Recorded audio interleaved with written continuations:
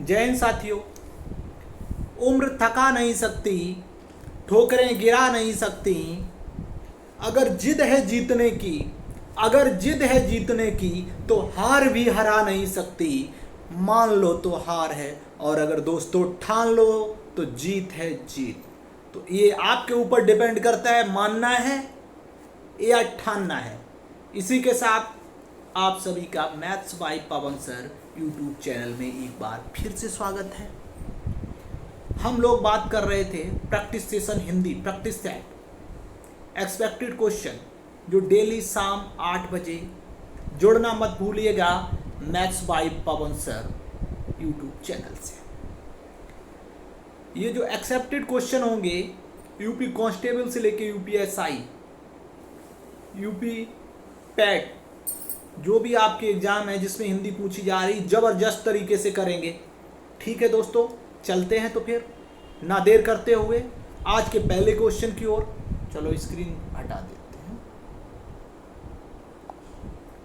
तो आज का पहला क्वेश्चन है, निम्नलिखित में से किसने प्रसिद्ध पत्रिका सरस्वती का संपादन किया?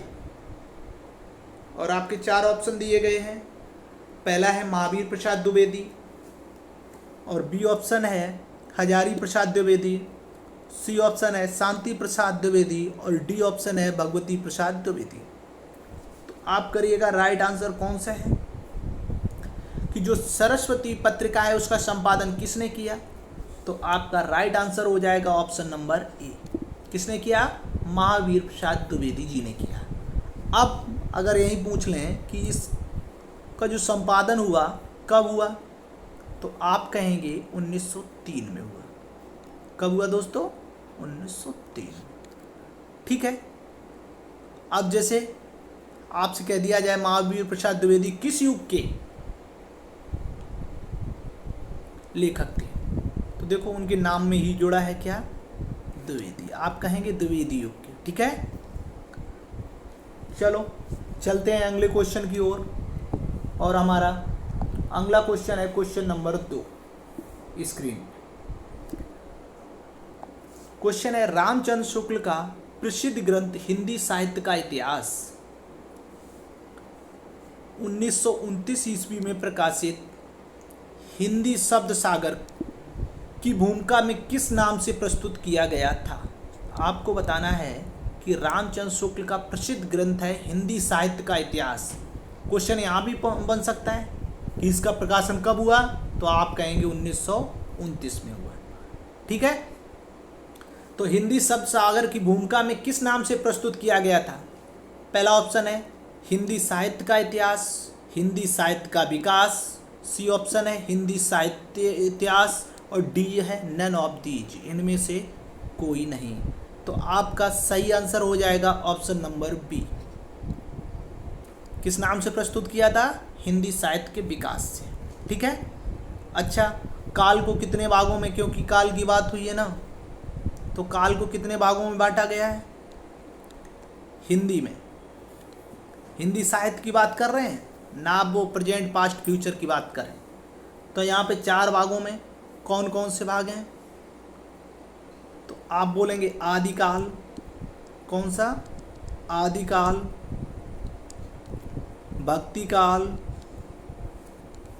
रीतकाल और आधुनिक काल। रीतकाल और आधुनिक काल, ये 4 भागों में बांटा गया। ठीक है, चलते हैं दोस्तों अगले क्वेश्चन की ओर। हाँ, वीडियो में लास्ट तक बने रहें। अगर आपको वीडियो अच्छी लगे तो लाइक जरूर कर दें। चुन चुन के लाए हुए प्रश्न। क्वेश्चन नंबर 3 है, आचार्य रामचंद्र शुक्ल मूलतः है कवि हैं, कहानीकार हैं, उपन्यासकार हैं, आलोचक हैं? आचार्य रामचंद्र शुक्ल कौन है? तो आपका राइट आंसर हो जाएगा दोस्तों आलोचक है। याद रखिएगा, आचार्य रामचंद्र शुक्ल कौन है? आलोचक है। ठीक है, अगला क्वेश्चन हमारा अगला क्वेश्चन है, नई कहानी आंदोलन से जुड़े रचनाकार नहीं हैं। एक आंदोलन आपका था,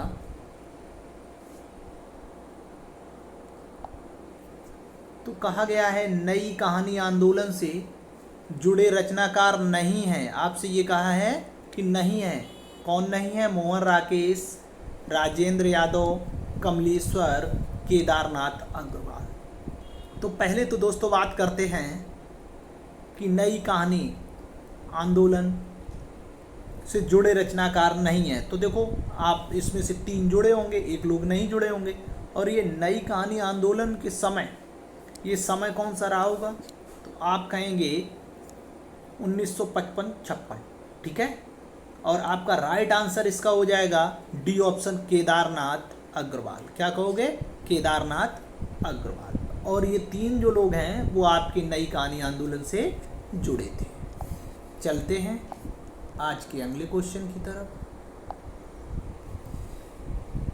अगला क्वेश्चन है, कलम का जादूगर किसे कहा जाता है? कलम का जादूगर किसे कहा जाता है? तो देखो भैया, पहला ऑप्शन प्रेमचंद, दूसरा ऑप्शन रामवृक्ष बेनीपुरी, और सी ऑप्शन रामधारी सिंह दिनकर, और डी फणीश्वर नाथ रेणु। आपको बताना है कि कलम का जादूगर किसे कहा जाता है। तो भैया आपका राइट आंसर हो जाएगा ऑप्शन नंबर बी। क्या? रामवृक्ष बेनीपुरी। कैसे याद रखोगे भाई? कलम जो होती है काय की होती है? लकड़ी की होती है। और लकड़ी की होती है तो देखो रामवृक्ष, वृक्ष से ही हमें क्या प्राप्त होती है? लकड़ी प्राप्त होती है। इनके नाम में ही है। तो आप कहेंगे कलम का जादूगर किसे कहते हैं? रामवृक्ष बेनीपुरी को। बात समझ में आई? अच्छा, अगर समझ में आई तो आप लोग एक क्वेश्चन का आंसर करिएगा, इसी से संबंधित है क्वेश्चन। क्वेश्चन है आपका कि कलम का सिपाही, कलम का सिपाही के लेखक कौन है? कमेंट सेशन में बताइएगा, ठीक है। चलते हैं अगले क्वेश्चन की ओर। अगला क्वेश्चन है हमारा कि कथा सम्राट किसे कहा जाता है? क्वेश्चन नंबर 6, कथा सम्राट किसे कहा जाता है? तो option number A Premchand, B Jainendra Kumar, C आज्ञे।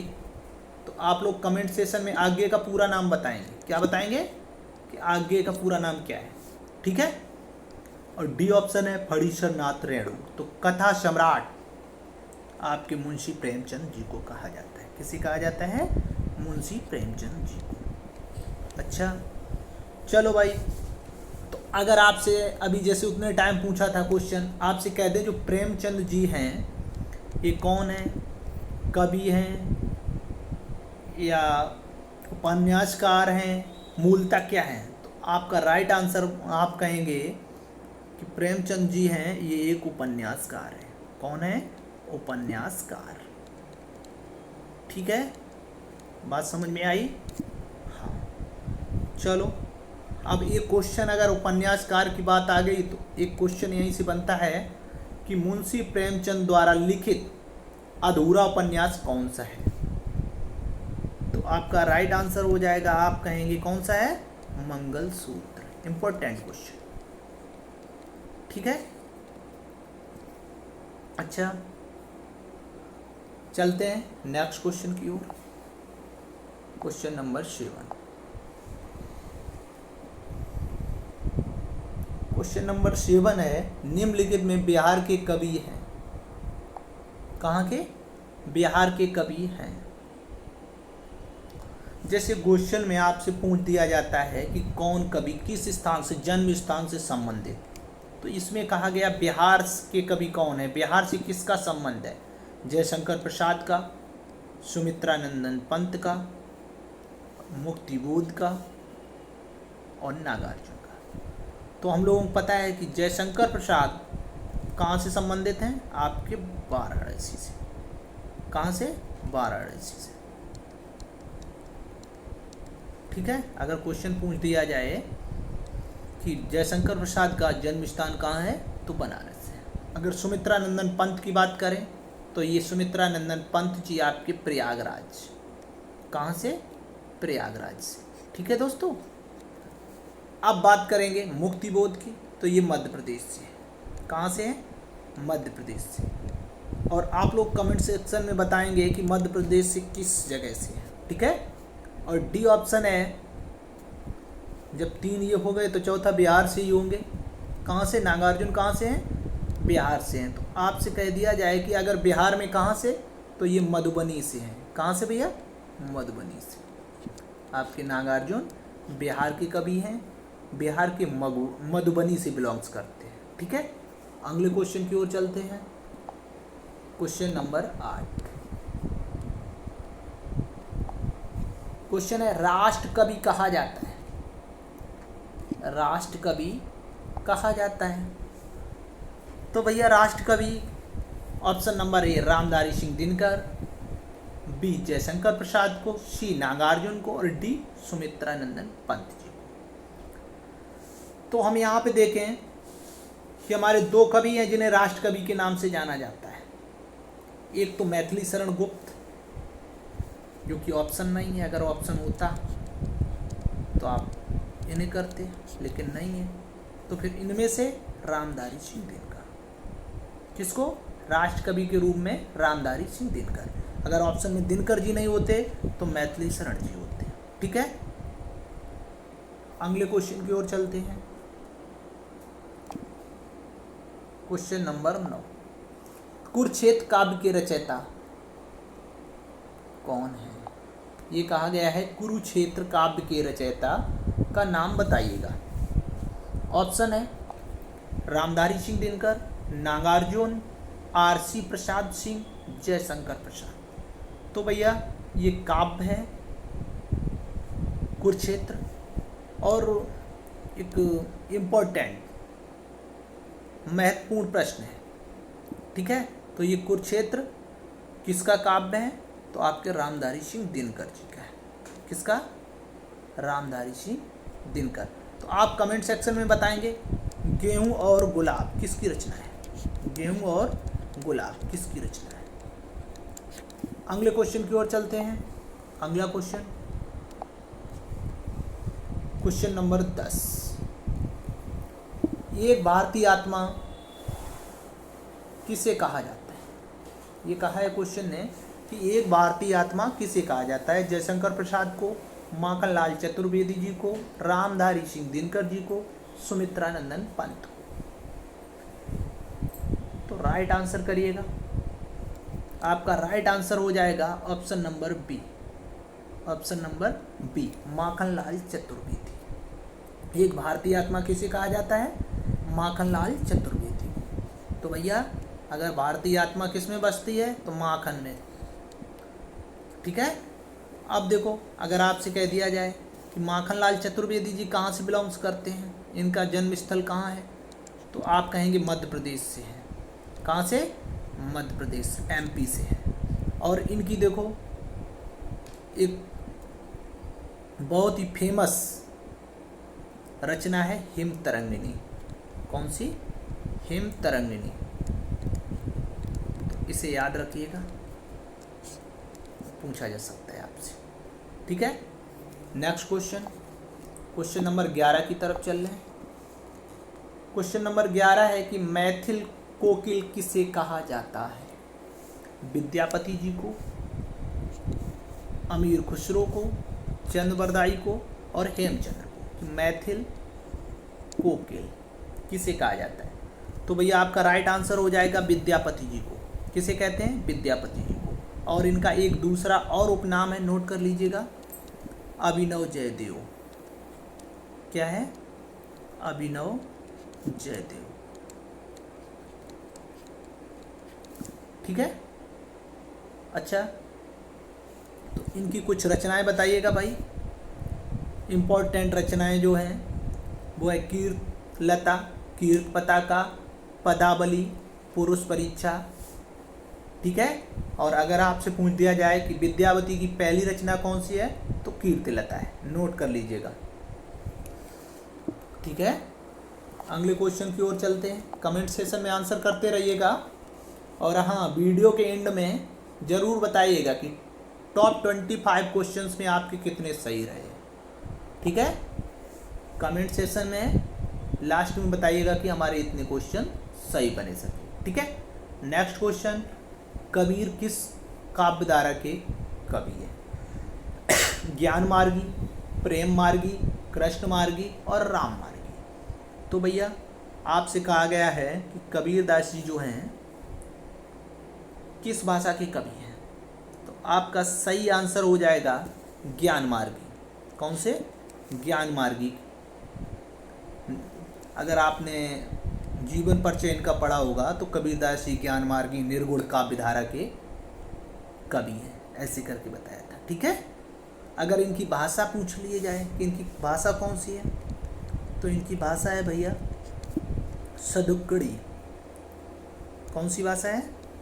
सदक्कड़ी, क्योंकि ये घूमने फिरने वाले व्यक्ति थे साधु के जैसे, तो इनकी भाषा कौन सी हो गई? सदुक्कड़ी। अच्छा, अगर इनकी रचना की बात की जाए तो जैसे बीजक, कौन कौन सी? बीजक, साखी, सबद, रामायणी। ठीक है, नोट कर लीजिएगा। चलते हैं अगले क्वेश्चन की ओर, क्वेश्चन नंबर 13 की ओर। आपका क्वेश्चन नंबर 13 है, किसके भक्तिपरक गीतों का संकलन अभंग के नाम से प्रसिद्ध है? ये कहा है किसके भक्तिपरक गीतों का संकलन, जो गीत गाते हैं उनका संकलन अभंग काय के नाम से? अभंग के नाम से प्रसिद्ध है। ऑप्शन नामदेव, कबीरदास, मीराबाई, शंकरदेव। ऐसे कौन से भक्तिपरक गीतों का संकलन है किसके द्वारा जिसे अभंग कहा जाता? तो आपका राइट आंसर हो जाएगा नामदेव, ऑप्शन नंबर ए। ठीक है, चलते हैं साथियों अगले क्वेश्चन की ओर, और हमारा अगला क्वेश्चन है, किस काल को आचार्य विश्वनाथ प्रसाद मिश्र ने श्रृंगार काल की संज्ञा दी है? ये कहा कि कौन सा काल है? आदिकाल, भक्तिकाल, रीतकाल और भारतेंदु काल। ये आपको 4 ऑप्शन दिए गए हैं, और ये कहा है जो विश्वनाथ प्रसाद मिश्र जी हैं इन्होंने श्रृंगार काल की संज्ञा किसे दी है? तो भैया आपका राइट आंसर कमेंट्स करते रहिएगा और अपने काउंट करते रहिएगा question. Option number C is right. अगले क्वेश्चन की ओर चलते हैं, क्वेश्चन नंबर 15। क्वेश्चन है, कवि सम्राट किसे कहा जाता है? अभी थोड़ी देर पहले क्वेश्चन पढ़ा था कि कथा सम्राट किसे कहते हैं। ठीक है, अब आपसे पूछा गया है, तब कथा सम्राट बताइएगा। अगर याद है अभी की क्लास में, इसी क्लास में बताया था कि कथा सम्राट किसे कहते हैं, तो आपके थे मुंशी प्रेमचंद जी। अब आपको बताना है कि कवि सम्राट किसे कहते हैं। अयोध्या प्रसाद हर्षौद जी को, मैथिली शरण गुप्त, सूर्यकांत त्रिपाठी निराला जी को और जयशंकर प्रसाद। तो आपका राइट आंसर बताइएगा क्या होगा? तो राइट आंसर होगा कि कवि सम्राट कहते हैं अयोध्या सिंह उपाध्याय को। अगर आपसे कह दें कि ये कहाँ से बिलोंग्स करते हैं, इनकी जन्मस्थली कहाँ है, तो आप बोलोगे आजमगढ़। कहाँ? आजमगढ़। ठीक है, चलो। और इनकी जो बोली, किस बोली में लेखन करते थे? तो खड़ी बोली में। कौन सी बोली है? आप बोलोगे सर जी खड़ी बोली। ठीक है, आपसे क्वेश्चन बन जाए कि खड़ी बोली का प्रथम महाकाव्य कौन सा है? तो प्रथम महाकाव्य जो है वो प्रिप्रवास है। कौन सा है? प्रिप्रवास, इन्हीं के द्वारा लिखित है। ठीक है, खड़ी बोली का प्रथम काव्य प्रिप्रवास है, खड़ी बोली में लिखित है। किसके द्वारा? अयोध्या सिंह उपाध्याय, हरिऔध के द्वारा। ठीक है ना। और अगर ये कह दें कवि सम्राट अयोध्या सिंह उपाध्याय, जन्म स्थल आजमगढ़। चलते हैं अगले क्वेश्चन की ओर। अगर प्रैक्टिस सेशन में अच्छा लग रहा हो तो साथियों लाइक कर दें, लाइक ठोंक दें। क्वेश्चन है क्वेश्चन नंबर 16 कि रहस्यवाद किस युग की एक महत्वपूर्ण प्रवृत्ति थी? जिसमें रहस्यवाद, ठीक है, रहस्य छिपाओ, किस युग की एक महत्वपूर्ण प्रवृत्ति थी? तो ऑप्शन छायावाद, प्रगतिवाद, प्रयोगवाद और नई कविता। तो आपका राइट आंसर होगा कि जो रहस्यवाद था वो छायावाद। किस युग की प्रवृत्ति थी? छायावाद युग की। ठीक है, चलते हैं गाइस नेक्स्ट क्वेश्चन की ओर। आपका अगला क्वेश्चन है, अनामिका काव्य के रचयिता का नाम है। कि जो अनामिका है काव्य के रचयिता कौन है? जयशंकर प्रसाद, सुमित्रा नंदन पंत, सूर्यकांत त्रिपाठी निराला जी, महादेवी वर्मा जी। तो अनामिका किसके? अनामिका काव्य की। ठीक है, इस चीज को नोट कर लीजिएगा अच्छे से। तो इसके रचयिता हैं आपके सूर्यकांत त्रिपाठी निराला जी। ठीक है, और ये कौन, अगर हम कहें किस काल के कवि हैं तो छायावाद के। किस काल के? तो छायावाद के। अच्छा, अब एक क्वेश्चन बन जाए कि छायावाद के 4 स्तंभ या चतुष्पद तो आपके कौन कौन से होंगे? आप बोलोगे पंत, निराला, पंत मतलब सुमित्रा नंदन पंत, निराला जी मतलब सूर्यकांत त्रिपाठी निराला जो ये देख रहे हो, वर्मा महादेवी वर्मा जी, और एक प्रसाद। कौन प्रसाद हैं? जयशंकर प्रसाद जी। ये चारों के चारों आपके छायावाद के 4 स्तंभ हैं। ठीक है, चलते हैं गाइस अगले क्वेश्चन की ओर। और हमारा अगला क्वेश्चन है, वीर गाथा काल किसे कहा जाता है? किस काल को वीर गाथा काल कहा जाता है? तो दोस्तों देखेंगे, वीर गाथा काल कल की क्लास में भी बताए थे, आदिकाल को कहा जाता है। आदिकाल, भक्तिकाल, रीतकाल, भारतेंद्र युग काल। तो आपका राइट आंसर आदिकाल को कहते हैं। ठीक है,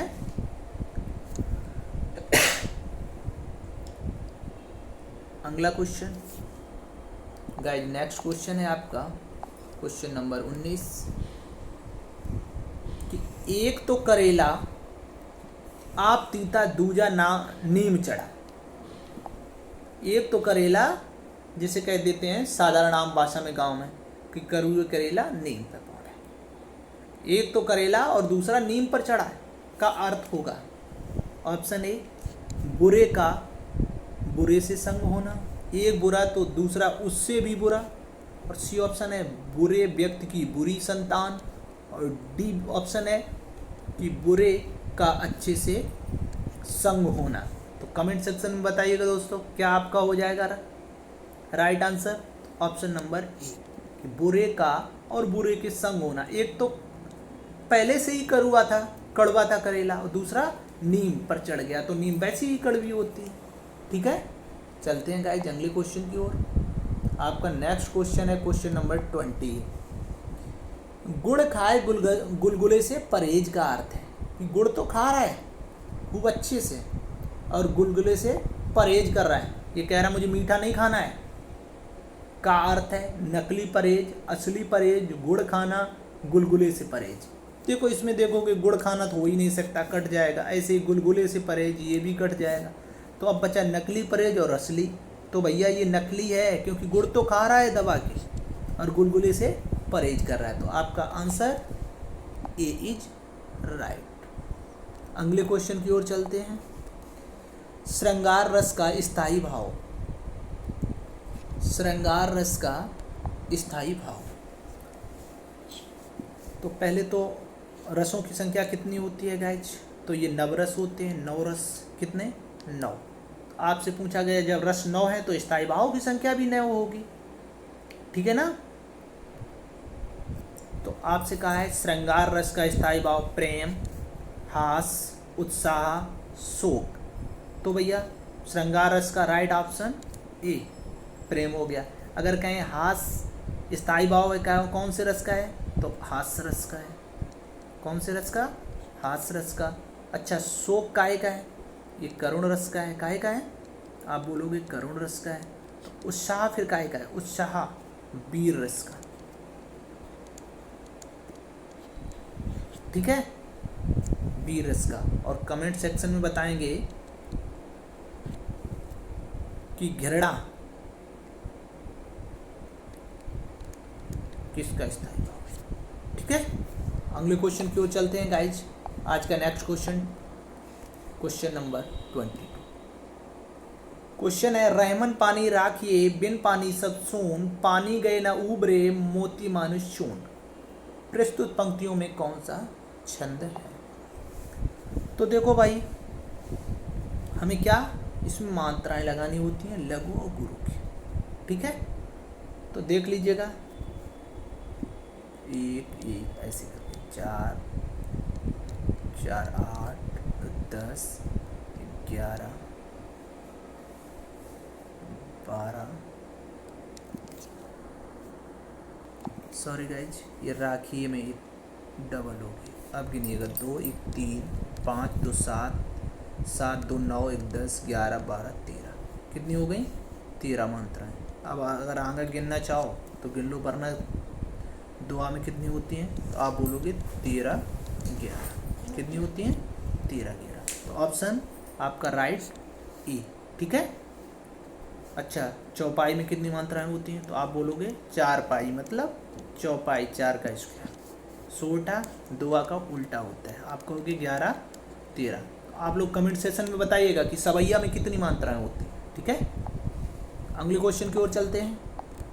आज का हमारा क्वेश्चन 23 और 2 क्वेश्चन शेष हैं हमारे प्रैक्टिस सेशन के।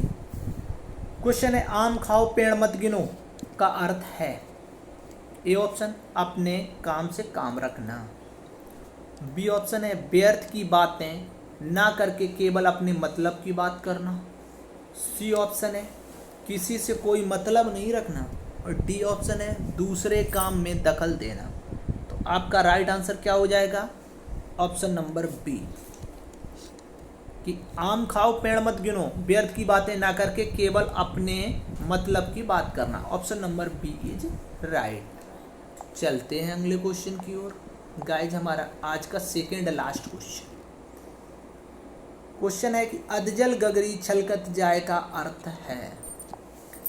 पहला ऑप्शन, थोड़ी विद्या धन या बल होने पर इतराना। बी ऑप्शन है, अधिक विद्या धन या बल होने पर इतराना। सी ऑप्शन है, अत्यधिक बोलना। और डी ऑप्शन है, संभल कर चलना। तो ये तो संभल कर चलना कोई मतलब नहीं रहा, अत्यधिक होना गलत हो गया। अधजल गगरी छलकत जाए का अर्थ होता है कि थोड़ी विद्या या धन होने पर आदमी, या तो विद्या थोड़ी है तब भी इतराएगा, या धन थोड़ा है तब भी इतराएगा। ठीक है, अगले क्वेश्चन की ओर चलते हैं गाइज। ये हमारे प्रैक्टिस सेशन का लास्ट क्वेश्चन पूछा है, मुहावरा है। ऑप्शन ए, वैसे वाक्यांश जो अपने सामान्य अर्थ को छोड़कर विशेष अर्थ में रूढ़ हो गया। बी ऑप्शन, वैसे वाक्यांश जो अपने विशेष अर्थ को छोड़कर सामान्य के अर्थ में रूढ़ हो गया। सी ऑप्शन, उसी उक्ति में जो लोक में प्रचलित है। और डी, नन ऑफ दीज। तो आपका राइट आंसर हो जाएगा मुहावरा। मुहावरा है तो हम कहेंगे वैसे वाक्यांश जो अपने सामान्य अर्थ छोड़कर एक विशेष अर्थ में रूढ़ हो गया है, मतलब option number A is right. Thank you guys, video के अंत तक बने रहने के लिए। एक बार वीडियो को शेयर कर दें।